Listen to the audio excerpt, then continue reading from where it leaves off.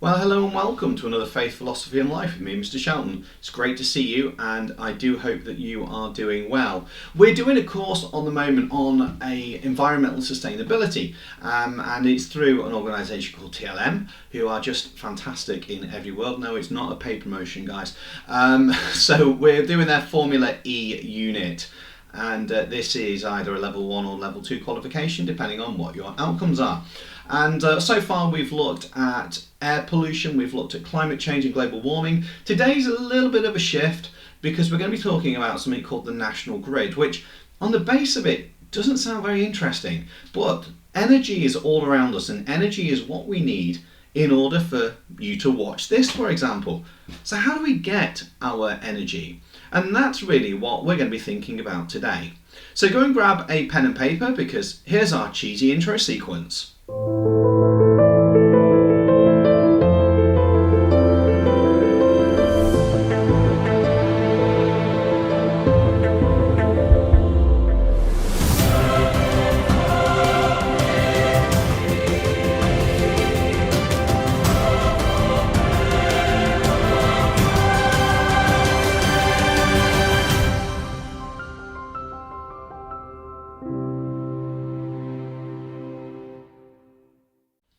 So, our title for today for you to write down is, what is the national grid? What is the national grid? And we've got 3 learning objectives by the board. The first one is to identify what's meant by post-war Britain, to describe how electricity usage changed after World War II, and to discuss how electricity usage has developed as well. And maybe even forward think about what might happen next. So our specification criteria is to describe how electric usage has changed following the end of World War II. So there is therefore a history focus on today's work. Not massively complicated, as I always say, because if I'm involved, it won't be that difficult. So what I'd like you to, just to start with, is once you've got the title written down, obviously as always do pause me as we go. So what I need you to do is to bullet point down all the things that run off electricity in your kitchen. So quick run, have a look what's there. Toaster, kettle, I'm not going to say anymore, but bullet point them down and just see how many things you've got just in your kitchen alone that run off electric. Okay, and I wonder how your life would be different if there was no electricity in your home. Okay, so if you didn't have anything at all in your home in terms of electric, how would your life be different? So, just maybe write a couple of sentences down. Actually, let's do that. Write a couple of sentences down about how your life would be different if there was no electricity in your home.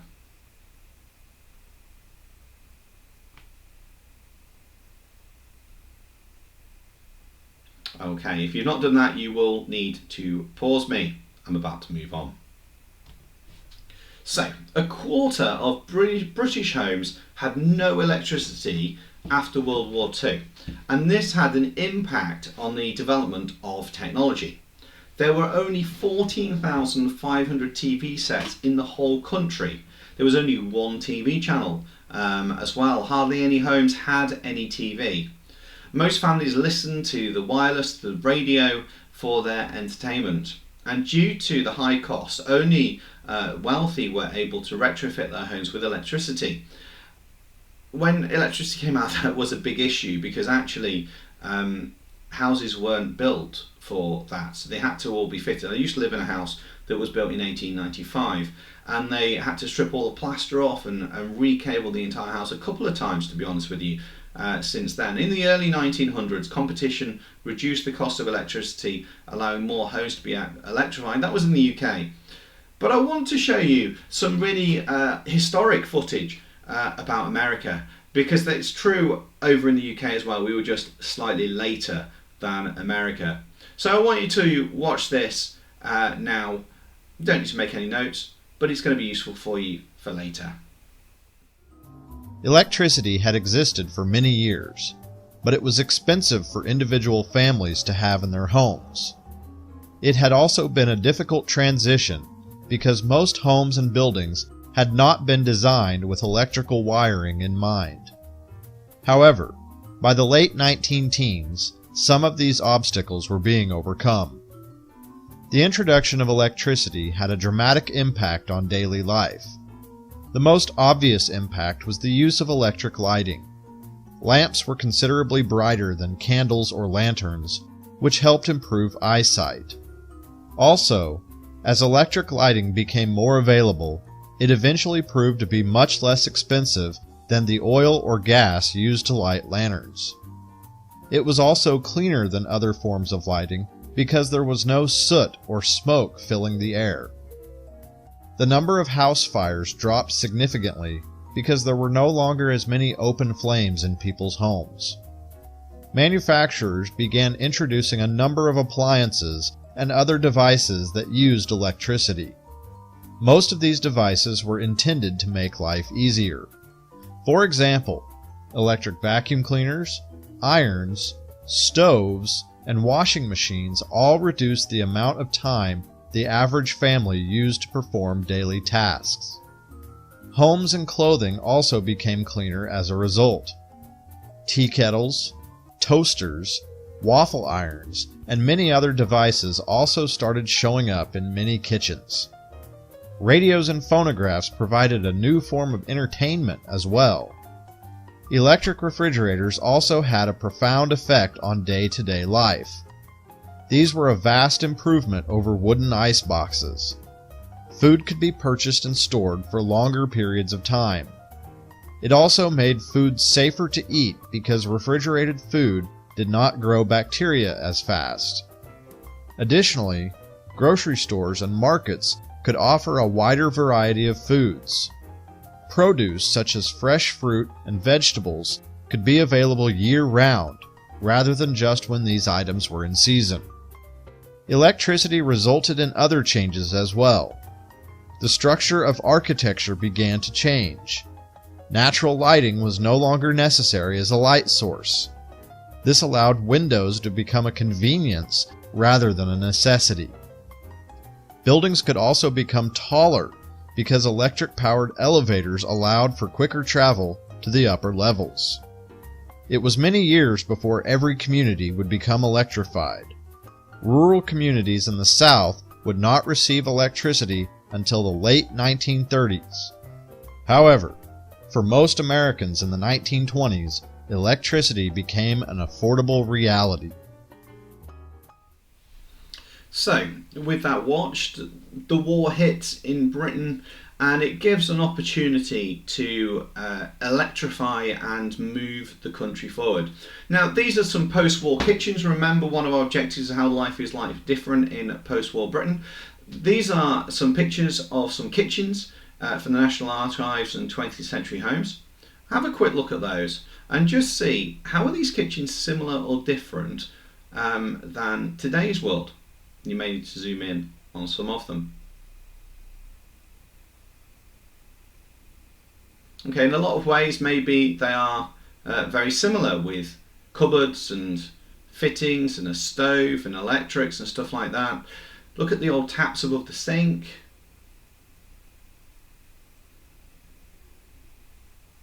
Okay, so there you go, just some thoughts for you. Now this is our big question that we're getting to.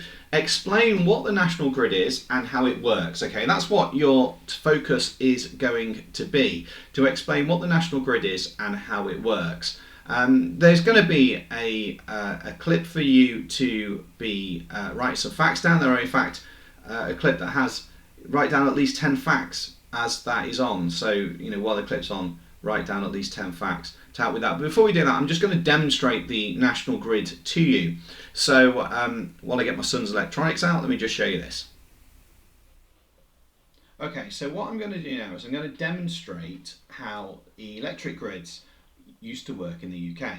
So in the UK, you'd have two separate electric grids. Okay, you see they're not attached together at all.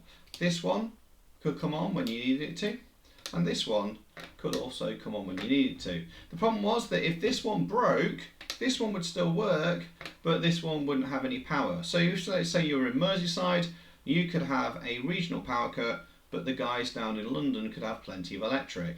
Or you could have lots of hydro if you're in the northwest, because of having the Lake District, a lot of wind, but down south you could have a coal shortage and therefore not be able to get electric. So what happened was the idea came to create a national grid to link these two up. So to do that, I'm just going to connect these pieces. This is in effect what they did. They bridged the gap and put them together so that one could then control both of them. Okay, and that way it could pass the current from one to the other, and that's what the national grid is. But I think that you're going to find this is a lot easier to actually watch on our next clip. So there you are, that's my little electronics there for you. Okay, hopefully that's shown a little bit, and we're going to recap that now slightly more professionally. So let's watch this clip now.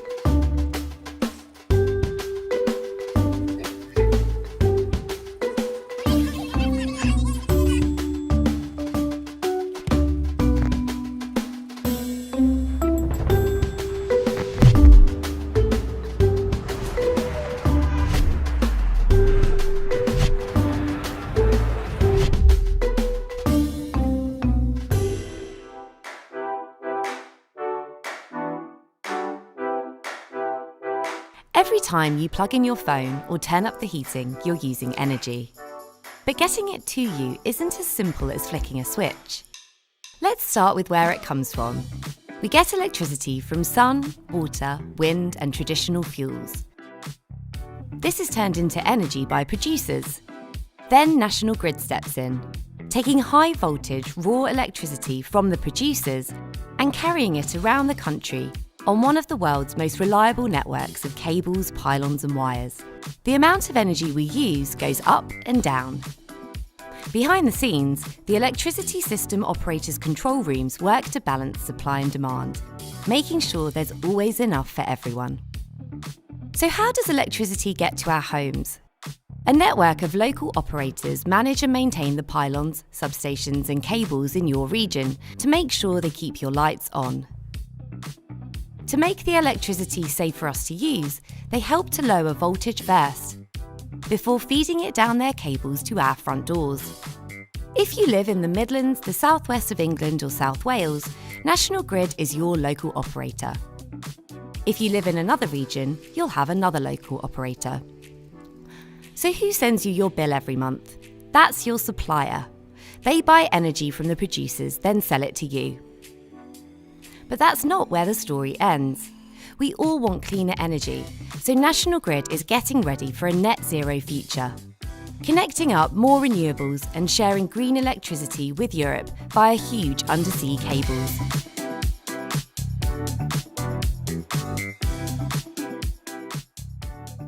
All of this keeps our hospitals, schools, transport networks and homes running, so you can stay plugged in and switched on.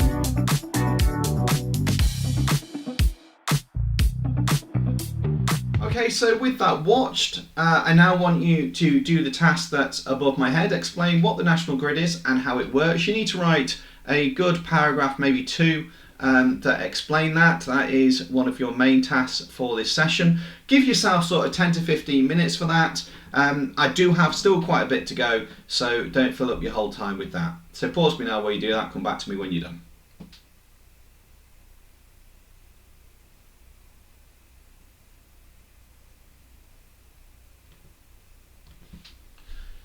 So you've seen some pretty big changes that have happened post-war.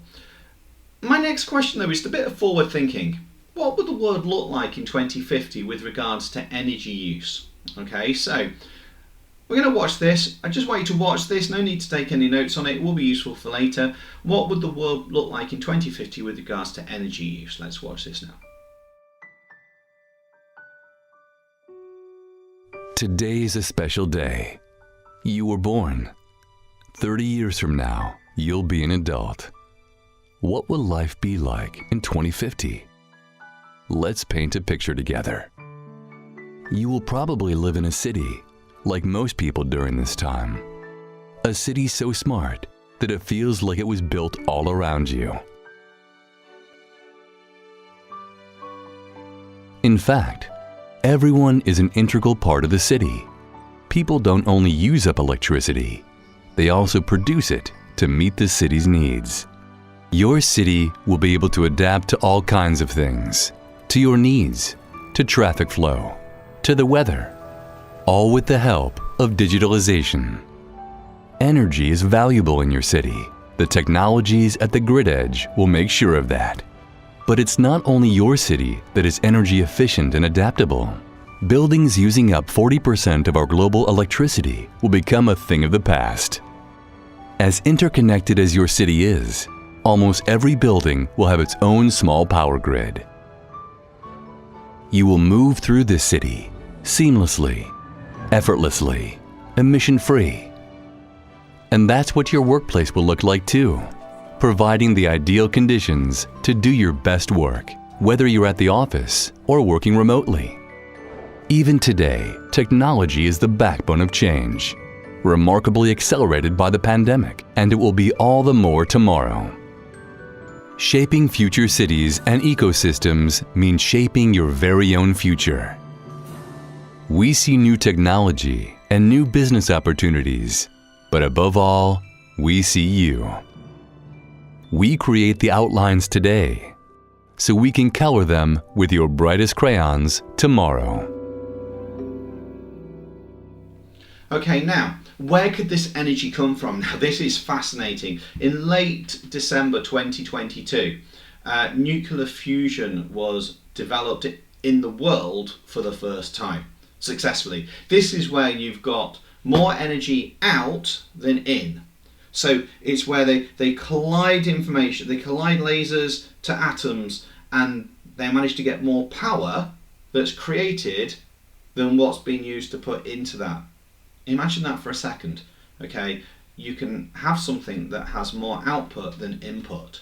I mean, that's just unheard of, and that's why this is so fascinating. So again, I like to watch this. This is a couple of news reports as it happened, as they talked about the potential for nuclear fusion and the way that this could actually power all of our houses in years to come in a really clean way.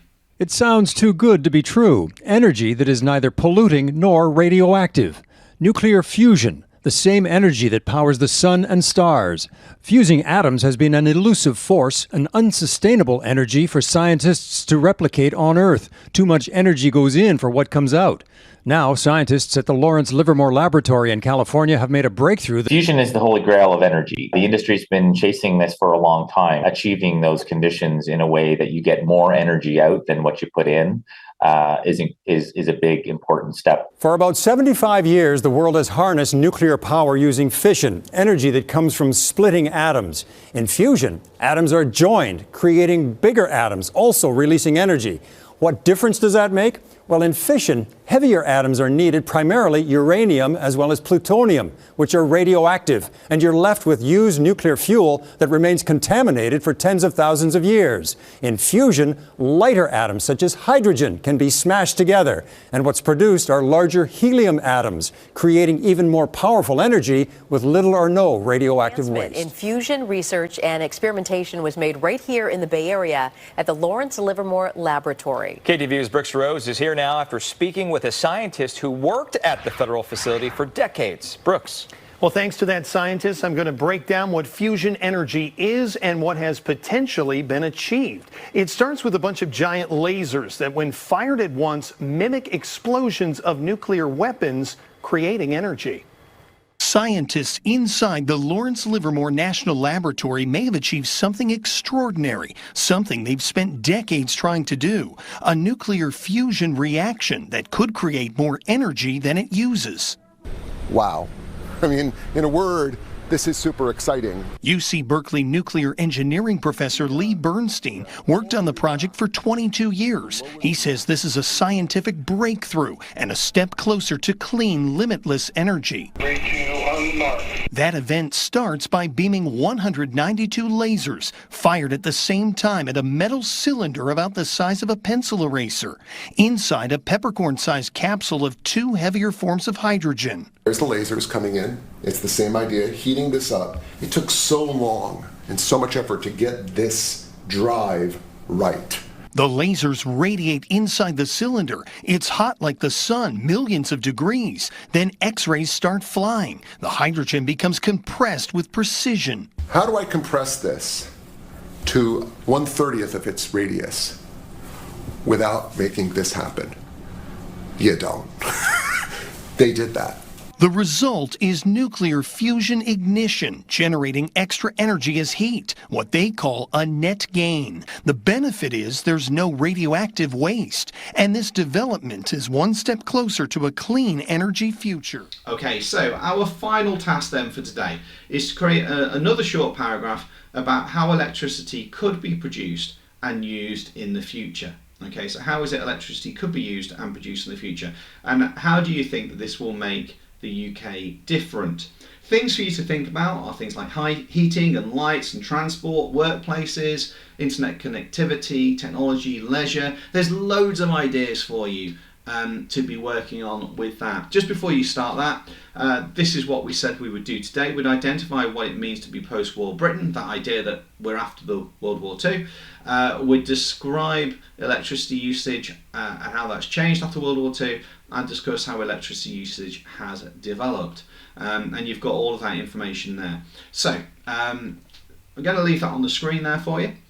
You will need to pause me, but this is the end of what I'm saying to you anyway, and do that final paragraph there. Thanks very much for your time. Take care of yourself, stay safe, and I'll speak to you soon.